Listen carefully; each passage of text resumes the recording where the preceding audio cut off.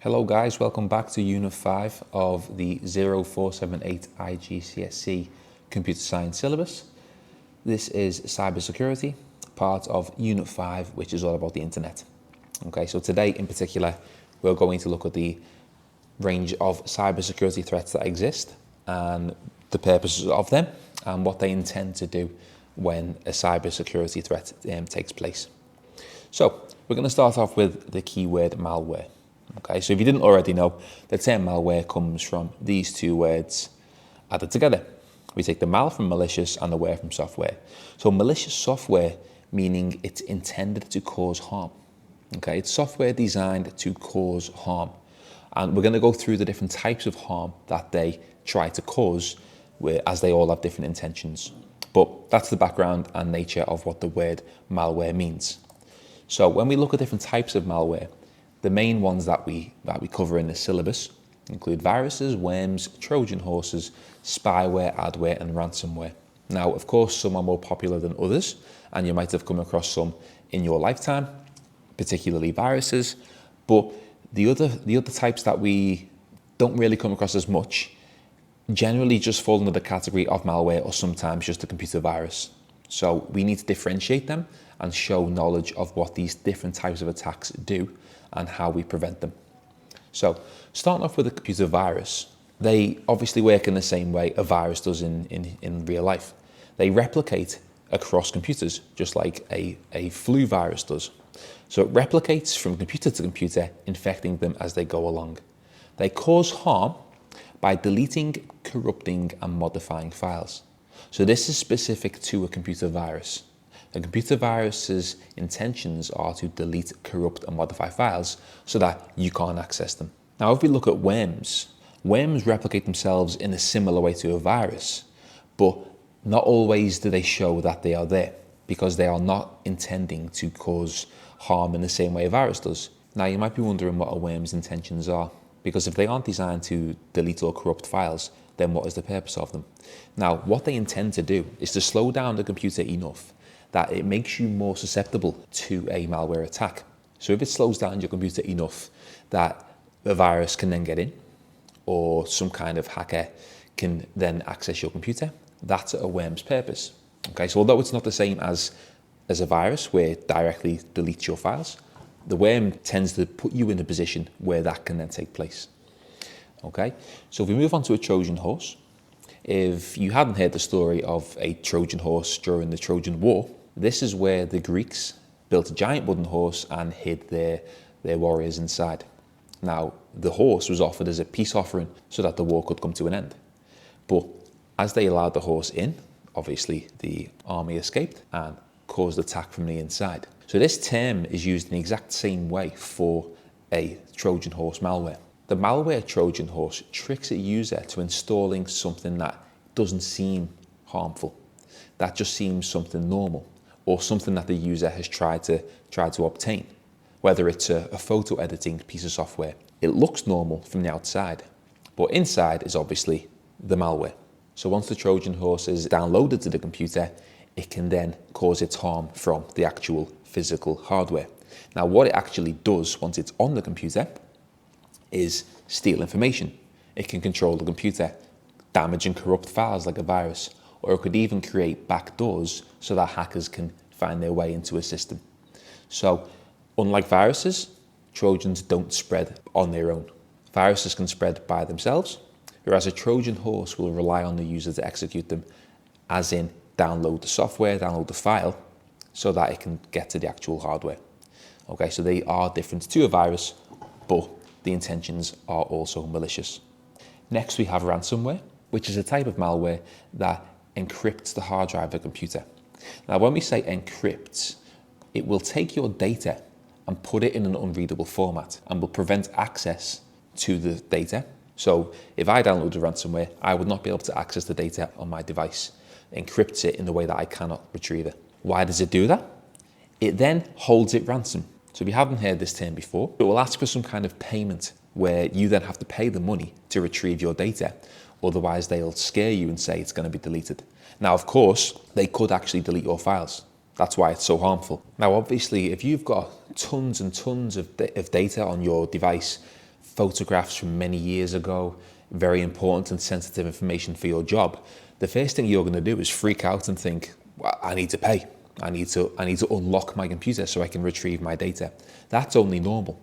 But showing an awareness and knowing that this is a type of malware and it can be dealt with, we're then in a position where we don't have to lose our data or lose money. We can simply get rid of the malware and return to the normal state. So of course it's normal to think, oh no, I've got to pay this ransom, but we show calm and we can obviously get rid of the malware in a cool and collected manner. Next we have spyware, which the key word is spy. It monitors and collects information from a computer without you knowing, okay, without the user's knowledge or consent.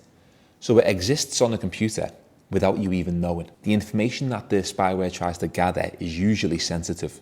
Passwords, personal data, bank cards, general usernames and passwords. It's trying to obtain this sensitive information for usually a financial gain. So it runs quietly in the background, often without any obvious signs. You don't always know it's there. You have to be careful. So if you're typing in passwords, it is able to track this by the keystrokes that you press. And obviously it would know what you're typing in by whatever's on the screen.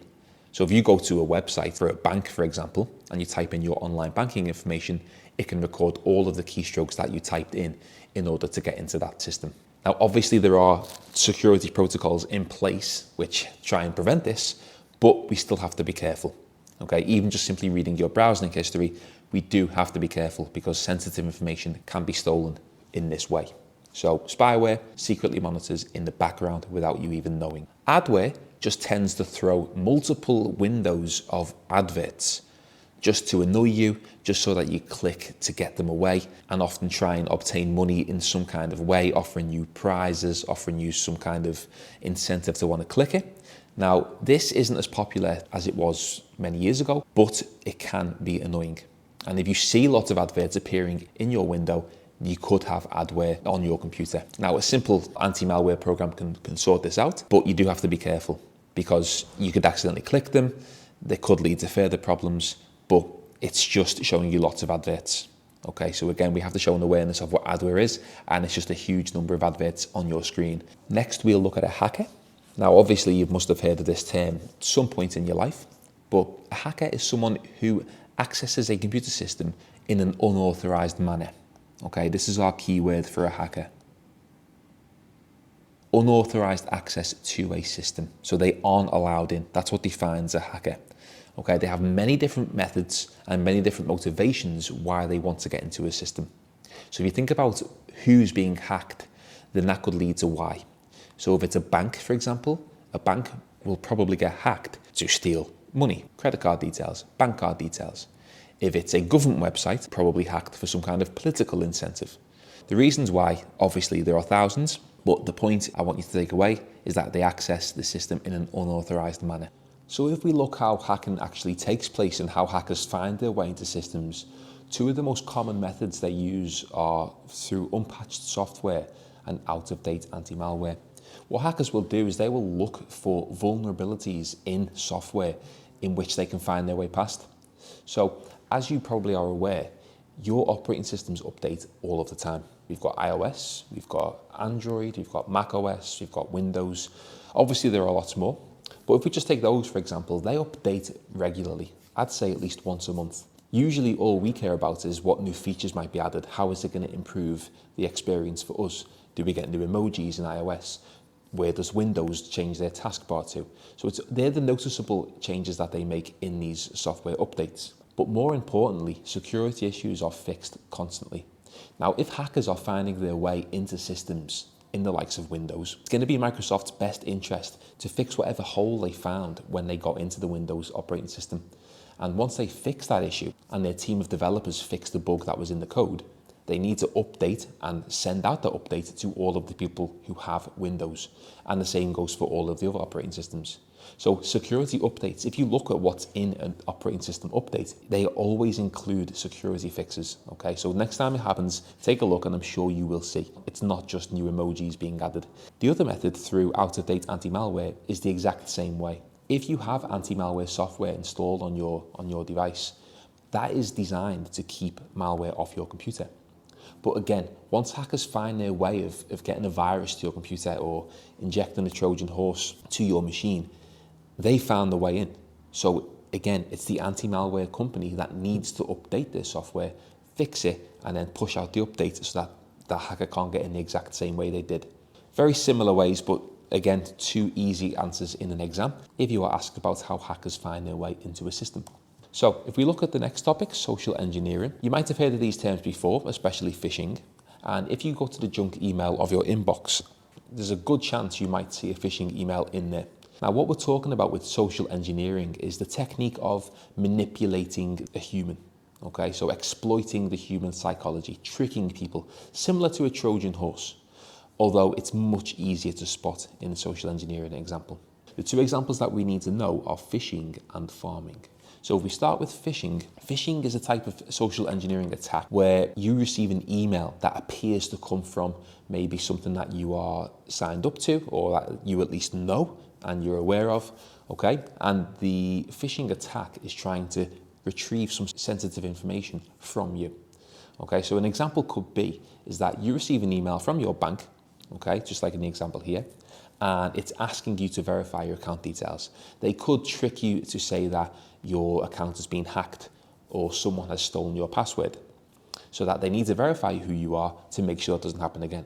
So when this scare tactic takes place, it often puts the user in a state of, I need to give them my details so they can fix my account. Now, obviously, if you click that link and give over your details, the phishing attack has won. Okay, they've now obtained your details and you are more than likely going to have your bank details stolen. So it's very important that you show awareness, and the tricks and clues to spotting a phishing email are pretty easy. Okay, if we look at this one, for example, this opening email of the bank, dear valued customer of the bank, okay? Now, if you've been in your bank for a long time, or even if you haven't, there's a good chance that they're going to address you by your name, okay? They're going to say, dear Mr. Joe Smith, whatever your name might be. So valued customer with a generic opening is a good telltale sign that it could be a phishing attack. Another thing to look out for is currencies. So if it's not in your country, that's a clear and obvious error. Sometimes the images that they use, although it might be the logo of a bank that you know, okay, but it might be from a bank that you're not even with. So again, something to bear in mind. If it is a bank that you are with, just have a look at the quality of the image and you might be able to tell that it's not a legit logo that has come from the company themselves. So that's another way. The biggest way, and probably the most secure, is to take the hyperlink, okay? You don't click on it, but you simply hover your cursor just over the top, you don't click, and it will come up with the link, okay? Now, a few things to look out for with the link is that if the HTTP doesn't have an S here, then it definitely isn't secure, okay? We've discussed this in a previous lesson about HTTP and HTTPS, so that is something to look out for. And then also to look out for the website that it takes you to. Now, often it might just take you to a random site with a bunch of random letters, and it makes no sense whatsoever. That is a clear sign that it could be a phishing attack, okay? So just hover your mouse over, and again, it will tell you where this link takes you to. And in the exam, guys, this is an easy answer to put, okay? How do you spot a phishing attack? Generic opening to an email, spelling and grammar mistakes, hyperlinks that don't take you to where they say they do. So just bear that in mind for a phishing attack. Okay, so here's a few more. We've got the greeting, we've said.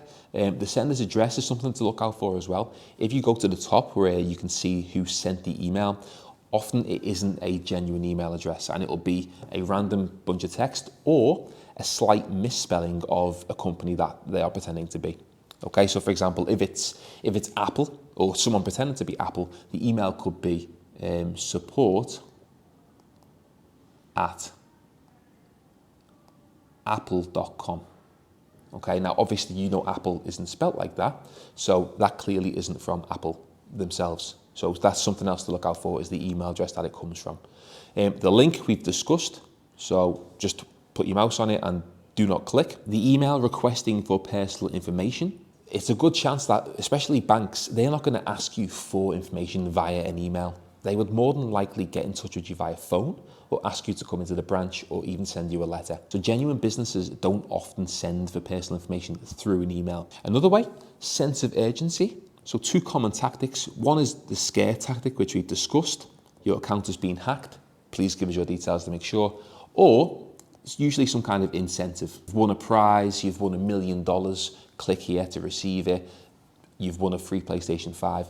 These kind of things where there's an incentive to want to click. And then obviously you think you're going to win the money, so you give them the bank details and they steal your information. And generally the poor spelling, the grammar, and just the tone of the email you can pick up fairly easy. Legitimate companies aren't going to make spelling mistakes when they're contacting their customers. So just bear that in mind with phishing attacks. Now, Pharming is a little bit different. It works in a similar way, except it's not through the use of emails, it's through the use of a web browser. So rather than you going to the website that you think you're on, it actually redirects you to a fraudulent website that looks very similar. Okay, it redirects the user without you even knowing. So the website that you think you're going to, the IP address will be to a fraudulent site, but you're completely unaware because you're just using your web browser and trying to go to your website. Here's an example, 2 login pages that look exactly the same. Now, one of them isn't legitimate, and it's through this use of DNS poisoning where the IP address that you think you're on isn't the one that you're actually on. It will look very similar, and then you go into it, you type in your password and your username, and the attacker has received your information. So Pharming works in a very similar way, but it targets the DNS. So the website you think you're going to actually isn't. And the IP address that you've accessed to a web server isn't the one that you think you're on. Now we'll look at a distributed denial of service attack. Okay, I don't know if you've heard of the term bot before, but a bot is a computer that's pretending to be a human. Okay, so a distributed denial of service attack, a DDoS attack, is where one attacker emulates a bunch of attackers so that the target receives multiple requests to either a web server, a website, okay, something that if we put enough people on there, it will cause it to become slow or even completely unavailable. So it just crashes, okay? This is known as flooding. So they flood with a bunch of requests and cause it to hopefully for them, to crash. So once it has crashed, the attacker can come around the back and simply hack in and steal whatever there is that they're trying to get. So a DDoS attack is just emulating, okay? By emulating, I mean virtual, as in these botnets here, okay? These aren't real. It's a bunch of pretend computers virtually requesting access to the web server or to the website. Now we'll look at a brute force attack, which a hacker will try every combination of password until the right one is found. These used to be quite popular, but now there's an obvious and easy fix to this in the manner that 3 attempts to a password usually has a timeout or an account blockage. Simply attempting every combination of sequences will eventually find a password in most cases. Okay, that's why it's so important that passwords contain uppercase letters, lowercase letters, symbols, numbers, okay, and obviously the longer that you make them, the more complicated they are to hack. Now, what's happened is as computers have become so powerful over time, brute force attacks can go through millions of different passwords in a matter of seconds. That's how powerful computers have become. Now, obviously, the first thing that websites and systems put in place was the fact that you can't try more than 3 times. Okay, you might know if you've got an iPhone that if you try and unlock your phone, I think it's 3 times or 5 times, it'll give you a timeout, and then 10 times, it'll just completely block your phone. Okay, and just to finish off, I'd like you to briefly describe each of the attacks. Now, obviously, there's a lot of attacks to know. Some of them might be completely brand new. Some of them you might have already known. But these are all of the attacks that you are required to know for the iGCSE syllabus. Okay, so we can go through and do a definition for each one. Okay, brute force attack, trying all possible passwords until the correct one is found. Data interception. So this I didn't specifically talk about, but you can work out from the word interception, which is obtaining data without permission. So data going through a network and you obtain it before it reaches its intended receiver. A DDoS attack is where a server is flooded. Okay, we flood a server or a network with pointless requests to either make it fail or slow down. Hacking, keyword here, if you remember, is unauthorized. Okay, unauthorized access to a system or a network. Malware, software that is intended to harm computers or data. Pharming, changing the DNS so that it points the user to the wrong IP address. And phishing, emails that pretend to form a legitimate one, but it's actually just trying to gain your personal information. Social engineering is the generic term for both of pharming and phishing, and it's tricking people into giving up their personal data. They are all the attacks, guys. In the next lesson, we will look at how we prevent those attacks in order to stay safe whilst we use computers. Okay, so a lot to take in, but on to the next one.